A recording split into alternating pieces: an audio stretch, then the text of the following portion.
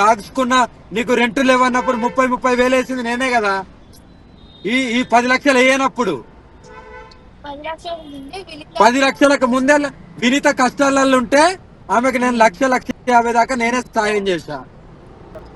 అవన్నీ నా దగ్గర ట్రాన్సాక్షన్స్ ఉన్నాయి.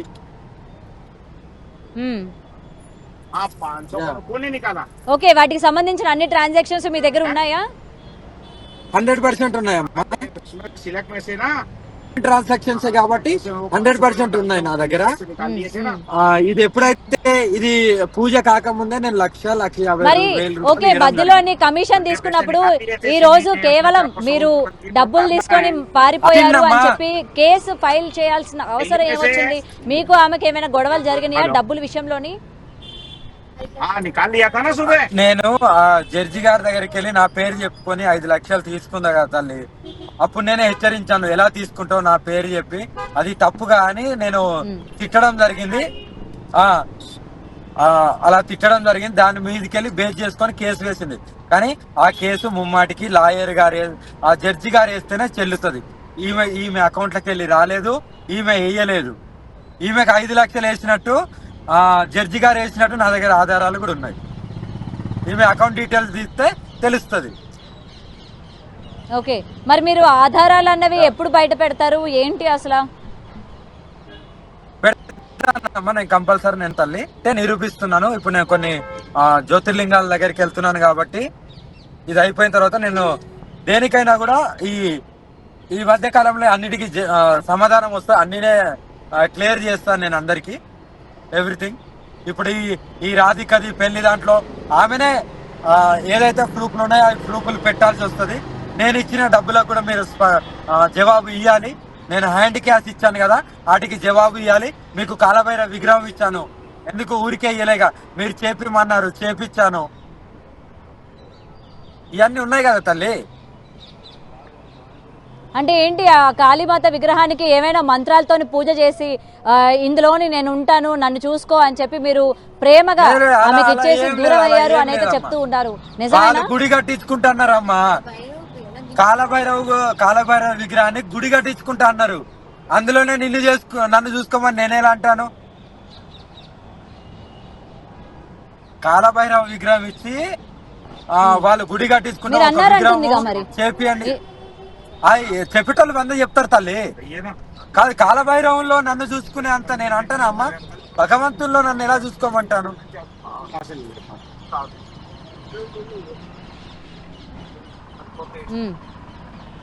అవన్నీ అపోవాలే, వాటిని ఎవరు నమ్మరు. మరి ఈ రోజు వాళ్ళ పేరెంట్స్ కూడా, ముఖ్యంగా వర్షిని పేరెంట్స్ కూడా ఈ పెళ్లి చెల్లదు, ఎందుకంటే ఇలాగా మీరు అంగాన్ని సమర్పించుకున్నానని చెప్తూ ఉన్నారు. మరి మీరు ఒక ఆడపిల్ల ఇట్లా మీరిద్దరూ పెళ్లి చేసుకోవడం అనేది ఇది చట్టపరంగా కాదు కదా, అసలు ఎవరు కూడా స్వీకరించరు. దీన్ని ఎలా రైట్స్ అంటారు? అసలు ఈ విధంగా పెళ్లి చేసుకోవడం ఎలా రైట్స్ అంటారు? ఖచ్చితంగా దీన్ని మేము ఖండిస్తాము, మళ్ళీ మా అమ్మాయిని మేము వెనక్కి తెచ్చుకుంటామని అయితే వాళ్ళ ఫాదర్ చెప్తూ ఉన్నారు. ఏమంటారు మరి? అసలు దానికైతే నేను చెప్తాను, అసలు మేము లెస్బియన్స్ అండి, అమ్మాయి కూడా కాదు, మీరు లెస్బియన్స్. ఓకేనా? అందుకే ఏం చెప్పాలి, ఎవరికి ఏం చెప్పినా నమ్మట్లేదు కదా. అనుకోండి, ఇంకా మీరు అన్ని అనుకోండి, ఎన్ని నిందలైనా భరిస్తున్నాం కదా. పెళ్లి చేసుకోవడం ఇష్టం లేదు నాకు, అందుకే ఏమైనా చేసుకున్నాను. ఓకేనా? ఇక ఇప్పుడు మాట్లాడండి. ఇక ఇప్పుడు దీన్ని కూడా అంటే మీకు మీరుగా ఇంకా సమాజం ఒప్పుకోవట్లేదు కాబట్టి మేము ఇంకా లెస్బియన్స్ అని చెప్పి మీకు మీరుగా బయటకు చెప్తున్నారా? ఇంకేం చెయ్యము, ఇంత నిరూపించుకున్నా కానీ మేము ప్రేమించుకొని పెళ్లి చేసుకోవడం తప్ప. సరే, ఇప్పుడు ఏదైతే మా చిన్ను అన్నదో అదే అనుకోండి. ఇంకా ఇప్పుడు ఇది కూడా చెప్తున్నాం కదా. సరే, మేము అలాగే ఎవరు నమ్మినా నమ్మకపోయినా మేము ఇలాగే ఉంటాం. మేము బతుకుతాం, మా బతుకులు మేము బతుకుతాం. మా జీవితాల మధ్యలో రాకండి. కానీ ఈ రోజు సరే మీరు లెస్బియన్స్ అన్నారు కదా, కానీ ఈ రోజు ఒక అమ్మాయి పెళ్లి చేసుకున్నా సరే చట్టరీత్యా నేరం, అది చట్టంగా కూడా దాన్ని స్వీకరించరు. మరి దీనికి ఏం చెప్తారు? మరి ఈ విధంగా కూడా మిమ్మల్ని తీసుకొచ్చే ప్రయత్నం చేస్తారు కదా వర్షిని. పెళ్లి చేసుకోవడం తప్పే కానీ సహజీవనంగా ఉండొచ్చు. అయితే మేము పెళ్లి చేసుకోవడం తప్పు అంటే అయితే ఇక్కడ నుంచి సహజీవనంగా ఉంటాంలేండి. సహజీవనంతో పాటు మేము ఒక పెళ్లి అనేది యాడ్ చేసుకున్నాం. ఏదో మా ముచ్చట ప్రకారం మాకు కోరికలు ఉంటాయి కదా, అందుకే పెళ్లి చేసుకున్నాం. ప్రజలు ఏ ఏమనుకున్నా కోరికలు మాకంత ఉంటాయి మేము అమ్మా? అటు అఘోరి ఆలోచించట్లేదు. నాకేం కోరిక లేవు అని చెప్పి ఇటు అఘోరి దీక్ష పట్టానన్నారు, నీకు ఎటువంటి కోరికలు లేవని చెప్పావు కదా. ఇప్పుడు మీ ఇద్దరికి కలిపి ఎటువంటి కోరికలు ఉన్నాయి అంటే ఎవరికి ఉపయోగపడే ఇప్పుడు అది కోరికలు మా ఉన్నాయి మీకు? మా పర్సనల్ అది ఎవరికి పర్సనల్ కదా, పెళ్లి చేసుకున్నాక అంటే పర్సనల్ విషయాలు చెప్పం కదా. ఇప్పుడు పర్సనల్ విషయాలు కూడా మీడియా ముందుకు ప్రజల ముందుకు పెట్టలేము ఇప్పుడు మీ కదా. ఇద్దరు పెళ్లిని అటు హిందూ సంఘాల వాళ్ళు కూడా ఖండిస్తూ ఉన్నారు. అండ్ మీరు ఒక మాట కూడా చెప్పడం జరిగింది, పార్వతీ పరమేశ్వరు లాగా మేము పిల్లల్ని కంటాము అని చెప్పారు. ఇది ఎంతవరకు కరెక్ట్ అంటారు? ఇది హిందూ సంఘాలకి సంబంధించి మీరు చేస్తున్న ఈ తీవ్రమైన ఆరోపణలు మీరు ఎలా సమర్థించుకుంటారు? ఎవరు ఎన్ని ఆరోపణలు చేసినా మేము ఉండేది మేము ఉన్నాం, మా తీరులో మేము ఉన్నాం, అన్నిటికీ మేము తెగించే ఉన్నాము. పిల్లల్ని కంటాము, దత్తత తీసుకుని పెంచుకుంటాము. మా జాబ్ ప్రజలందరికీ మా ఇద్దరిదే భారం అయితే లోకాన్ని కూడా వదిలేసి వెళ్ళడానికి సిద్ధంగా ఉన్నాము. ఇప్పుడు మాదే ఇబ్బంది అయితే చెప్పండి, చచ్చిపోతాం. ఇంకా మీరు లోకాన్ని వదిలి వెళ్లాల్సిన అవసరం ఏముంది? ఈ రోజు ఏంటంటే ఇవాళ ఇన్ని ఆరోపణలు ఎదుర్కోవడానికి కారణం అఘోరి, ముఖ్యంగా మీరే.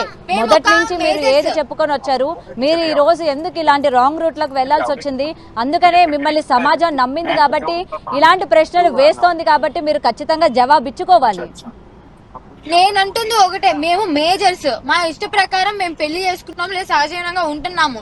ఇబ్బంది అయితే చెప్పండి, అందరికి చూడటానికి నచ్చలేదు. కల్లా వీడియో పెట్టి మేమే భస్మం అయిపోతాం, ఓకేనా?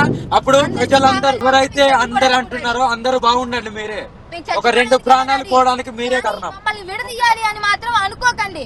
మమ్మల్ని విడదీస్తే మాత్రం మేము చచ్చిపోవడం 2 ప్రాణాలు తీసిన వాళ్ళే అవుతారు.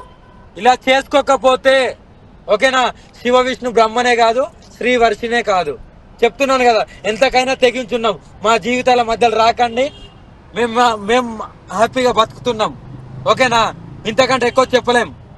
హర హర మహాదేవ్. ఇప్పుడు ఇంత కఠినమైన నిర్ణయం తీసుకోవాల్సిన అవసరం లేదు. ఎందుకంటే ఇవాళ మీ పైన చాలా వరకు ఆరోపణలు వస్తున్నాయి కాబట్టి దాన్ని మీరు సమర్థించుకోవాలి. మీ దగ్గర ప్రూఫ్స్ ఏమైనా ఉంటే మీరు బయట పెట్టాలి. ఎందుకంటే చాలా మంది జనాలు మీరు దేవతాన్ని నమ్ముతున్నారు కదా. మన బిగ్ టీవీలో నా ట్రాన్సాక్షన్ నేను అక్కడ ఎవరైతే మోకిలలో కంప్లైంట్ చేశారో వాళ్ళకు పెడుతున్నాను. అక్కడ ఆమెకు ఈమె ట్రాన్సాక్ట్ చేసిన వీళ్ళకు పెడుతున్నాను. ఈమెకైతే ఎవరైతే రాధిక ఉందో ఆమెకు హ్యాండ్ క్యాష్ ఇచ్చాను 2 lakhs. నేను కంపల్సరీ చెప్తున్నా కదా, నేను ఈ ట్రాన్సాక్షన్ బయట పెడుతున్నాను. కానీ ఎన్ని నిందలమ్మా, ఒకదాని వెనుకొకటి. ఇంకోసారి రాధికకి చెప్తున్నా, పెళ్లి అని ముందుకు రాకు. ఇప్పుడు ఇంకొకటి, రాధిక మీరు చాట్ చేసుకున్న చాట్ ఉందా మీ దగ్గర? చాట్ ఉందా అమ్మా? ఏంటమ్మా? చాటింగ్ ఉందా? రాధికాది మీది, మీరిద్దరు చాట్ చేసుకున్నవి, చాటింగ్ ఏమైనా ఉందా మీ ఇద్దరికి? ఆమె దగ్గర ఉంటది అమ్మా ట్రాన్స్ఫర్, నా దగ్గర ఆమె దగ్గర చాటింగ్ ఉంటది కదా.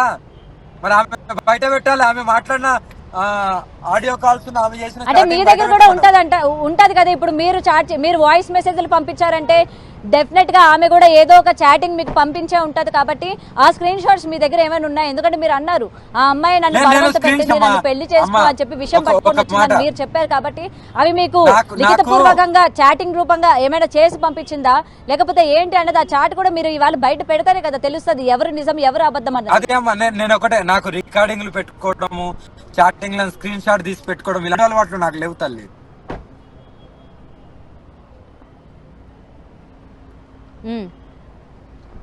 అయితే మీ దగ్గర చాటింగ్ ఏం లేదంటారు? నేను అలా స్క్రీన్ షాట్ లో లేకుంటే ఆడియో రికార్డింగ్ లో నాకు పెట్టుకోవడం నా వల్ల కాదు, నేను పెట్టుకోలేను.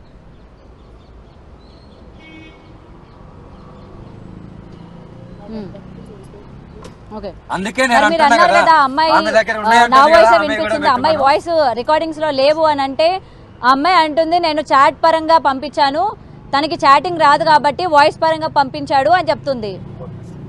ఆ చాట్ బయట పెట్టమని, మరి అది ఎందుకు బయట పెడతలేదు?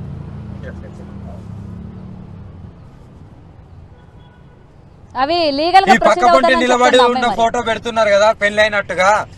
నాతోని 100 మంది 1000 మంది మగవాళ్ళు ఆడవాళ్ళు దిగుతారు, వాళ్ళందరినీ పెళ్లి చేసుకున్నట్టేనా?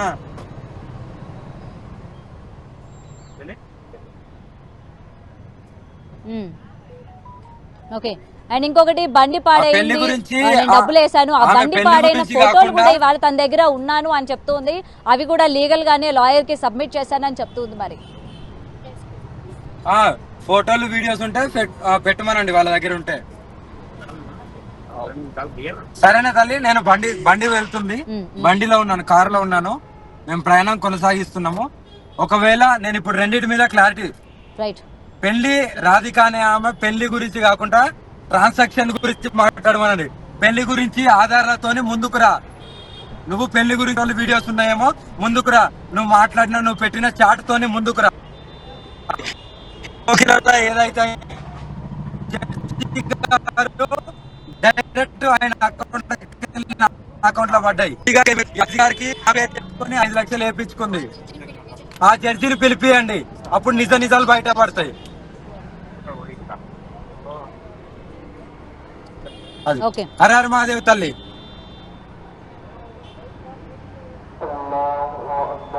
రైట్. ఓకే అమ్మా, కార్ వెళ్తుంది. ఓకే అమ్మా, కార్ వెళ్తుంది.